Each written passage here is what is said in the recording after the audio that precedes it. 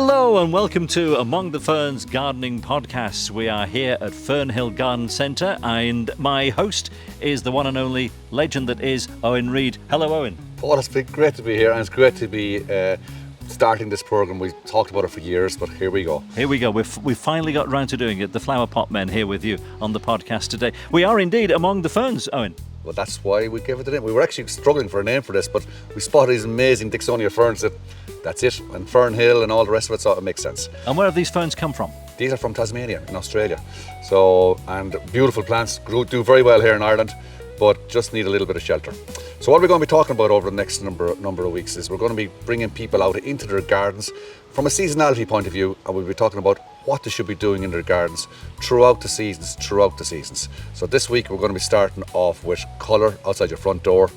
I can't wait to get started. Well, I think we better get started. Don't forget, of course, you can get this podcast on our usual outlets, which are the Shannonside Northern Sound YouTube, Spotify and Apple Podcasts.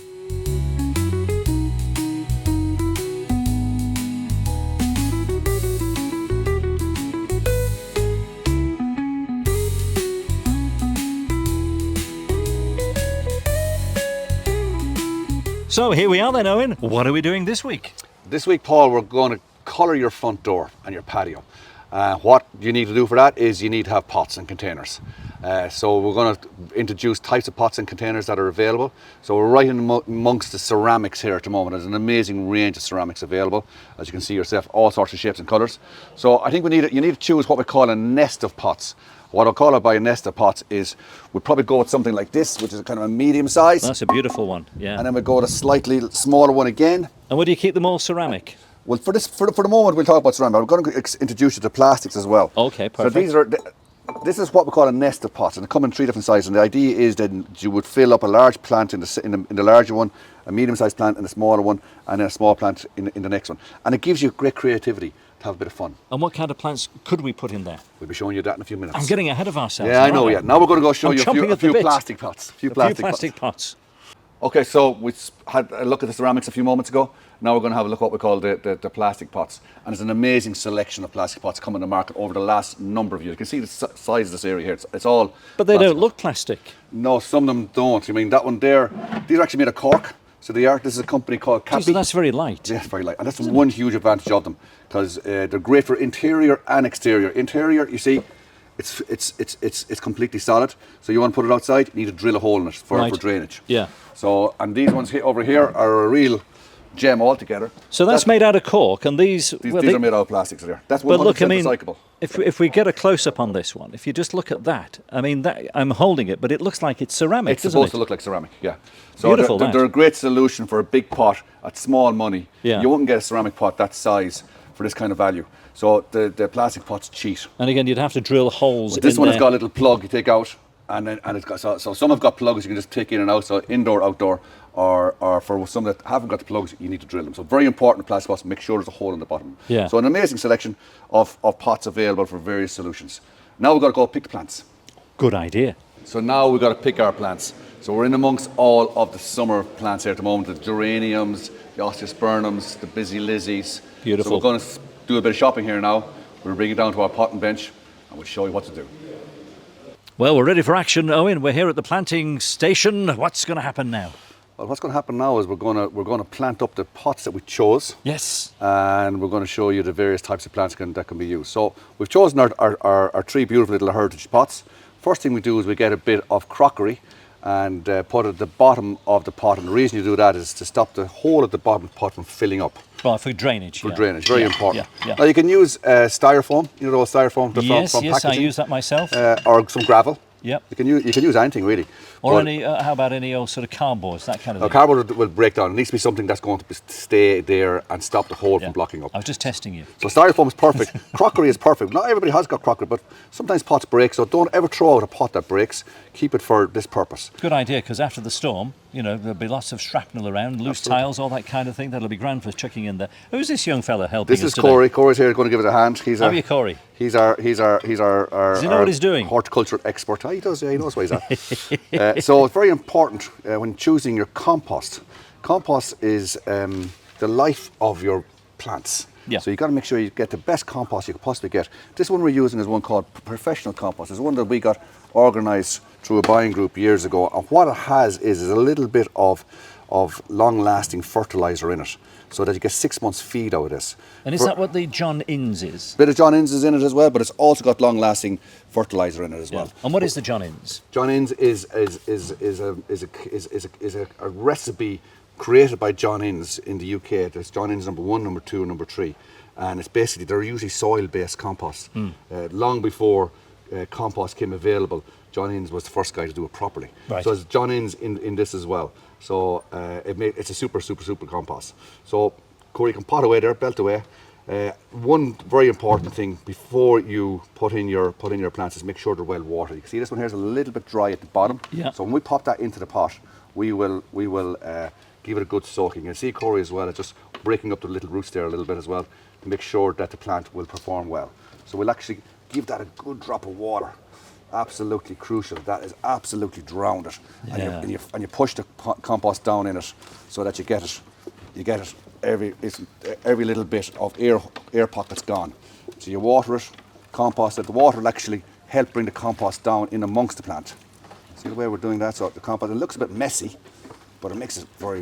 You get the kids to help you with this. They love making mud pies and all that kind of thing. So the water actually helps bring the compost in and fills up all those air pockets. Very simple little trick, but it's absolutely crucial when you are planting anything that you absolutely soak them. Yeah. And what's the plant that you're putting in there? This is like a beautiful. big daisies. This is a big daisy. You're exactly right. It's a chrysanthemum. It's a topiary chrysanthemum and brilliant for summer colour. So this is our central plant that we're after putting in here now. And now we're going to pot up a few what we call associated plants. So we put the dahlia into the next pot, and we'll put the begonia into the next pot. And when this is all finished, you will then position them on your patio right beside each other. So you've got the tall, the medium, and the small, and they will just give you a fantastic colour. And this is a real quick way of doing it. We've only got 3 plants and 3 pots. Yep. And you'll see when this is all finished, it'll look fabulous. And this is going to go on the patio right next to the door.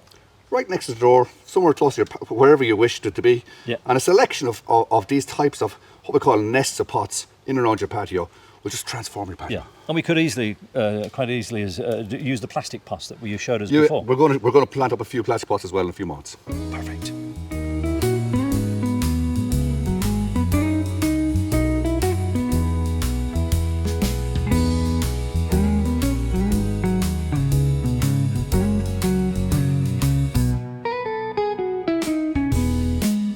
And these are sufficiently light enough to carry to the location, aren't they? You don't have to plant them actually in situ. No, if they're bigger than these, you probably may need to plant them in situ. But these are absolutely perfect for your average size garden. Absolutely amazing.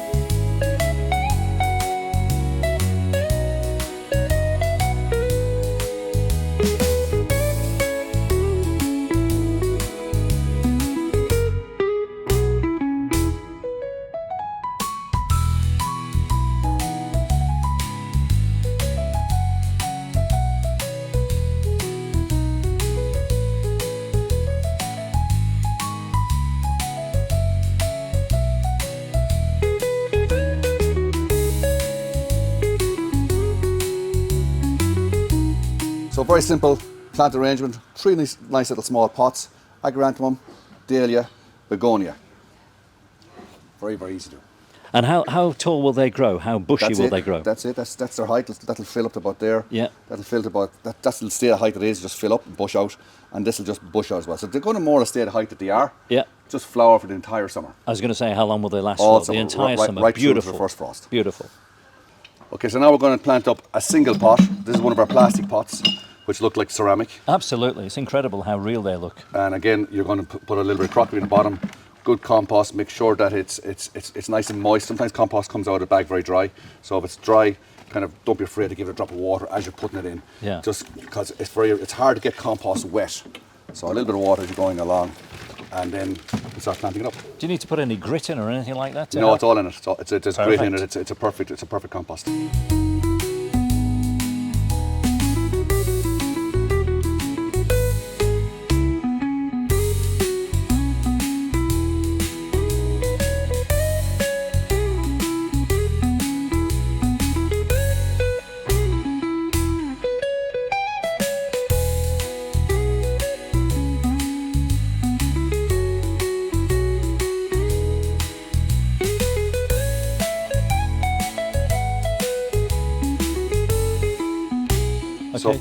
So Well, I'm amazed that you're putting so much water in here. yeah, it's very important that the compost is nice and moist.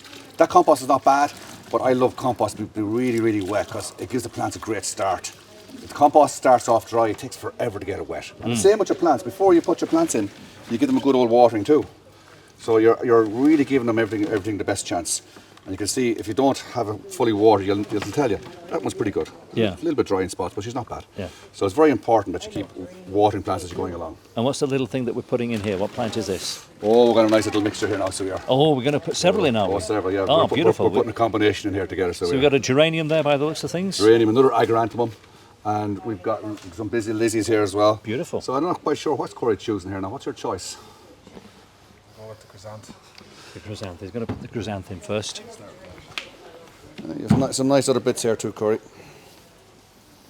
What's that? Lobelias there we have? We've got petunia, verbena, fuchsia, busy lizzie. It's a good job you know what these things are. Ah, yeah. And you can see you kind of nest the colours in together. So you start off again with a large plant, slightly smaller, and then you're bringing the scale back down again. Yeah. And we're working colour team here of kind of cool colours, as in pinks and mauves, soft colours. Now you can go with really hot colours, which would be the reds and the yellows as well. So you can, the good thing about planting is you can. It's all down to personal taste, isn't it? And your mood and where you're positioning and all that. So yeah, 100%. What looks good to you? What looks good to you is not look to is everyone. all that matters. People come in here to us and ask us, what kind of plants should I put into my containers? That's a very personal choice. You give them the guidelines. Like you need a spiller. These are spillers, so these are all going to fall down over the pots. Yeah. So you need a couple of spillers and fillers. Are there any that can't coexist with each other? No. I think the golden rule of gardening is don't take it too seriously and just give it a go. Perfect. People sometimes get caught up in, you can't do this, you can't do that. But I think it's very important just to give everything a go. And there may be little bits of gaps and things here and there. Don't worry, they'll fill into the one. The agaranthemum is going to fill up that whole thing, and it's going to be fabulous. And again, a good old drop of water.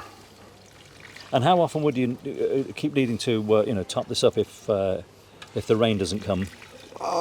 Once every day in really hot weather, and in average weather, twice a week. Yeah. But water out of the direct sunlight, presumably. Not that important, to be honest with you. That's an old wives' tale. Because we water here the whole time, because you have to, our plants will die. Yeah. It's as simple as that. So they won't scorch if you water them in the direct sunlight? Some foliage plants, like the coleus and that, could. But the vast majority of plants will take water. Happy to get it. Perfect. So don't overthink it.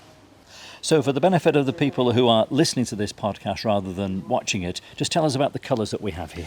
We went for soft colours in this particular one, so it's all pinks and purples that'll blend together. So we have our agaranthemum, which is going to get to about, not much bigger than that. It's about 18 inches tall by the time I finish. The geranium, beautiful cerise pink geranium. Some gorgeous, two different varieties of petunia, one pink and one purple. And then a busy lizzie, New Guinea busy lizzie, which is quite a large flowering busy lizzie. Like a mauve colour, isn't it? It's a beautiful mauve colour. And they're all going to just fill out, and this pot will be just an absolute wash of colour in a few weeks' time. Well, we're among the ferns here at Fernhill Garden Centre for the Shannonside Northern Sound podcast, and it's question time. Yes, we're inviting you to submit your questions. Eoin has an email address, which is info@fernhill.ie, or if you're a listener to the Shannonside Northern Sound 11 to 1 show, we've got your questions from previous programmes that we couldn't answer whilst Eoin was in studio. So, shall we get cracking with some? Absolutely, yep. Great. Now, there's a blight warning at the moment, isn't there? So, will this potato blight warning affect the rose bushes? Absolutely. Says Maura in Ocklacliff. It'll affect everything that is prone to blight. So roses is typical.